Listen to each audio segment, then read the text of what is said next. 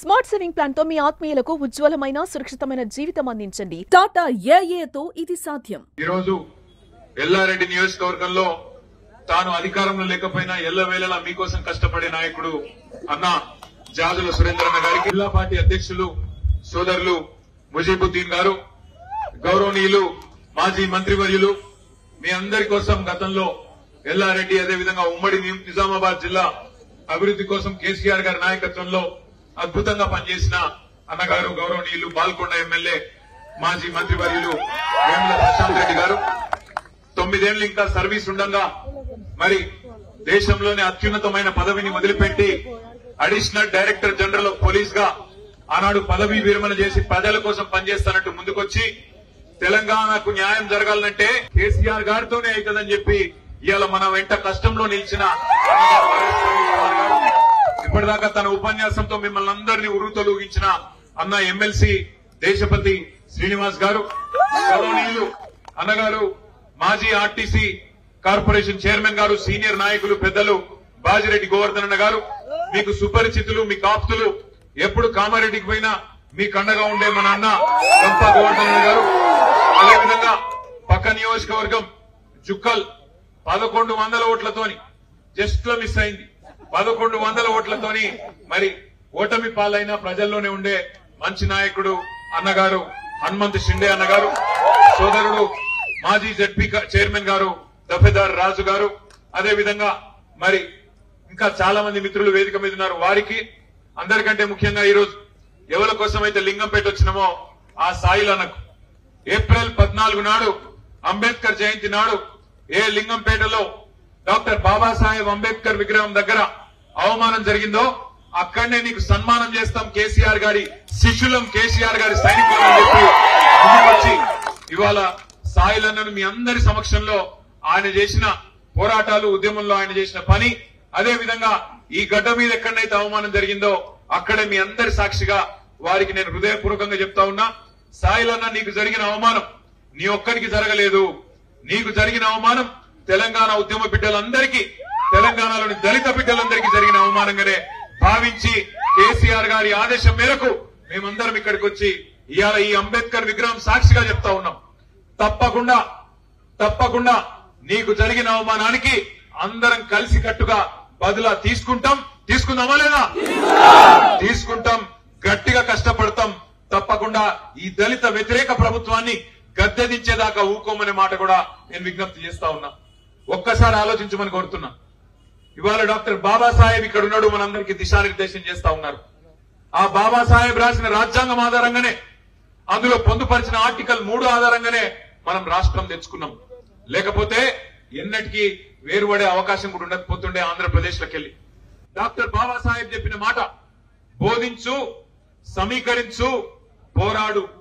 అదే అంబేద్కర్ తత్వాన్ని వంట పట్టించుకున్న మన నాయకుడు లక్షల సంఖ్యలో ప్రజల్ని సమీకరిస్తూ తెలంగాణ రాష్ట్ర ఏర్పాటు అవసరాన్ని వాళ్లకు బోధిస్తూ ఎక్కడ ఏ సమస్య వచ్చినా తెలంగాణకు పోరాడుతూ బోధించు, సమీకరించు, పోరాడు అనే అంబేద్కర్ తత్వాన్ని వంట పట్టించుకొని ఆనాడు కేసీఆర్ గారు 14 ఏళ్ల పాటు ఆనాడు ఎత్తిన జెండా దించకుండా కొట్లాడితేనే బాబాసాహెబ్ రాసిన రాజ్యాంగం ఆధారంగా మీ అందరి పోరాట స్ఫూర్తితోనే తెలంగాణ వచ్చిన తెలంగాణలో ఆ మహనీయుని గౌరవించుకోవడానికి ప్రపంచంలో ఎక్కడా లేని విధంగా 125 అడుగుల అంబేద్కర్ విగ్రహాన్ని హైదరాబాద్ నడిబొట్టున అక్కడ నిలుపెత్తు విగ్రహాన్ని ప్రతిష్ఠించి జాతీయ స్థాయిలో, అంతర్జాతీయ స్థాయిలో పర్యాటకులను ఆకర్షించే విధంగా ఆ మహానాయకుడి గొప్పదనం ప్రపంచానికి తెలిసే విధంగా ఆయనను అద్భుతంగా గౌరవించింది కేసీఆర్ ప్రభుత్వం.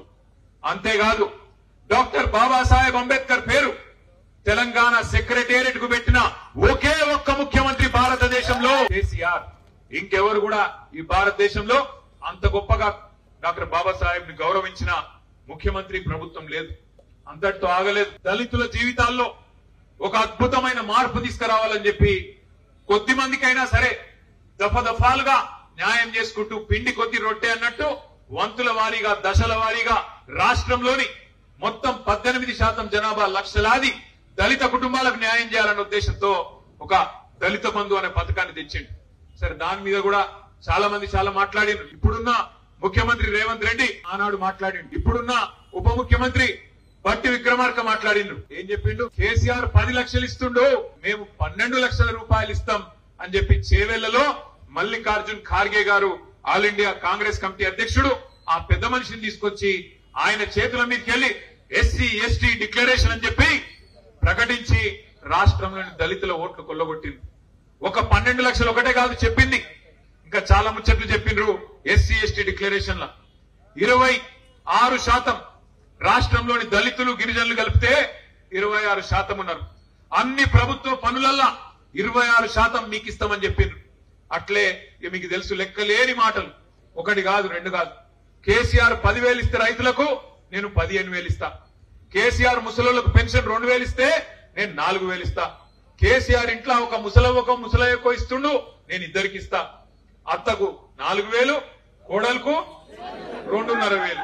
చెప్పిరా లేదా? వచ్చినాయా మరి? మరి అక్కడ ఫ్లెక్సీలో రాసుకున్నారు ఎల్లారెడ్డి అభివృద్ధి ప్రదాతనట. 18 నెలల్లో ఎల్లారెడ్డి అభివృద్ధి ఏం జరిగింది? అక్కడ పైసలు వచ్చినాయా? కొత్తగా ఏమైనా తండోపతండాలు సీక్రెట్ గా అమెరికాకి వెళ్ళి వస్తున్నాయి. మీకు అమెరికాకి వెళ్ళి ఏమైనా వస్తున్నాయేమో మీరు మాకు చెప్తలేరు కానీ ఎక్కడ మరి ఎల్లారెడ్డి అభివృద్ధి ప్రదాత? ఒకసారి ఆలోచన చేయమని కోరుతున్నా. దళితులకు మాటిచ్చిర్రు ఎస్సీ ఎస్టీ డిక్లరేషన్ లా. ఏం చెప్పిండ్రు? దళితుడు ఇల్లు కట్టుకున్నా, గిరిజనులు ఇల్లు కట్టుకున్నా 6 లక్షల రూపాయలు ఇస్తామన్నారు. మిగతా వాళ్ళకి 5 లక్షలు, దళితులు గిరిజనులు అయితే 6 లక్షలు ఇస్తామన్నారు. 6 పైసలను వచ్చినాయా?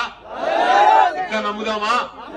ఎంత సిగ్గులేని ప్రభుత్వం ఇది అంటే అన్నా, ఎంత సిగ్గులేని ప్రభుత్వం అంటే ఈ ప్రభుత్వం రైతుల కట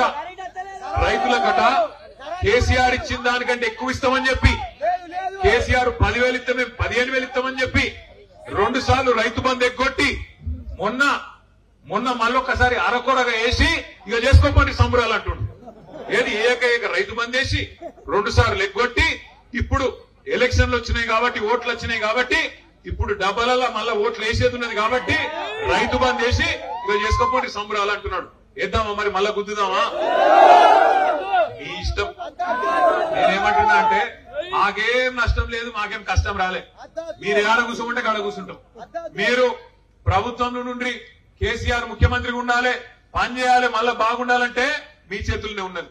వద్దు మేము గిట్లనే మోసపోతాం, వాని లంగా మాటలు వాని తిట్లు అవే బాగున్నాయి, అవే ఇంటాం, అవే చూసుకొని మురుస్తాం, అవిటితోనే మా కడుపు నింపుకుంటాం అంటే మీ ఇష్టం. మాకు వచ్చిన ఇబ్బంది ఏం లేదు. ఎందుకంటే ప్రజాస్వామ్యంలో ఆ బటన్ కొట్టే శక్తి మీకే ఉన్నది.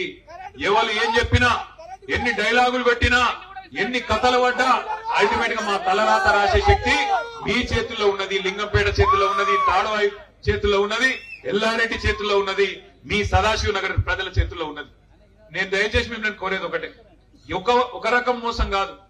కాంగ్రెస్ మేనిఫెస్టోనే ఈ శతాబ్దపు అతిపెద్ద మోసం. అది అభయ హస్తం అనే మేనిఫెస్టో ఈ శతాబ్దపు అతిపెద్ద మోసం. వాళ్ళ చేతిలో మోసపోనాడు ఎవడు లేడు. ఎన్ని మోసాలు, ఎన్ని మాటలు. రైతులకు ఏం చెప్పిండు? ఊరుకుండ్రి, 2 లక్షల రుణం తెచ్చుకోండి. కేసీఆర్ మాఫ్ చేసినా కూడా ఇప్పుడు అర్జెంట్ గురుకుర్రి బ్యాంక్ కాడికి 2 లక్షలు తెచ్చుకోండి, నేను వస్తూనే ఉన్నా, సంతకం పెడతానే ఉన్నా అన్నాడు. ఏడ శురువైంది కథ రుణమాఫీది, ఏడ ముగిసింది.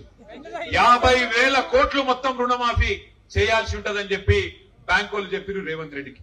50,000 కోట్లు చెప్తే రేవంత్ రెడ్డి గారు డిసెంబర్ 2023లో ఒక 10 రోజులైంది ముఖ్యమంత్రి అయి మీటింగ్ పెట్టిండు. బ్యాంకులు 50,000 కోట్లు కావాలి సార్ అని చెప్పారు. చెప్తే గుడ్లు తేలేసిండు. వామ్మో ఇదేదో పెద్దగున్నది కథ అని. తెలివగా చెప్పినా ఇరుక్కపోయినా ఏం చేయాలని చెప్పి తెల్లారు ఎక్కడ మీటింగ్ పోయి ముందు రోజు బ్యాంకులు 50,000 కోట్లు అని చెప్తే ముఖ్యమంత్రి అంటాడు, ఏమున్నదా కడుపు కట్టుకుంటే 1 సంవత్సరం 40,000 కోట్లు కట్టేయచ్చు, కడుపు కట్టుకుంటే ఎడమ చేత్తో ఇచ్చేయచ్చు 40,000 కోట్లు అన్నాడు.